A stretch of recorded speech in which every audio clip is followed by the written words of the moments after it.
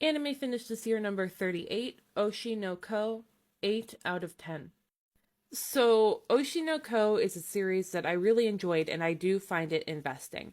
However, because people have sung its praises to death and talked it up to the high heavens, I'm going to keep my praises brief so I can explain the few things that held it back in the hopes that these will get better in the future.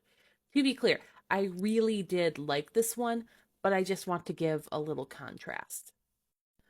For the good, Oshinoko is an investing series that knows how to keep you watching and reading.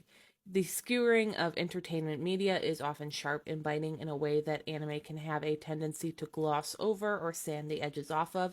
It's a beautifully made series with stellar animation, music, and voice work bringing it to life.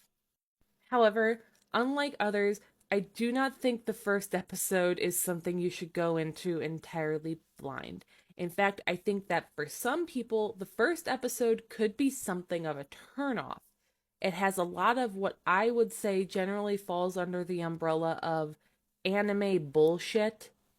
It's also pretty hard to be on the doctor's side given his questionable relationship with both his underage patient and the way he thinks about I. When we get to the reborn part and the whole breastfeeding thing it comes about, it is also a tough hump to get past. Most of this eventually fades out, but the whole potential sister complex part remains.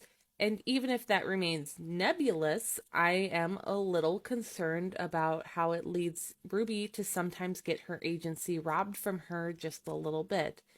I hope that's something that eventually fades somewhat as well. The only other problem I have with the series is the way the dialogue can feel, at times, a little unnatural. A lot of this comes down to the fact that this needs to be accessible to the average viewer who might not know all that much about the entertainment industry. This can lead to a lot of concepts having to be laid out for the viewer.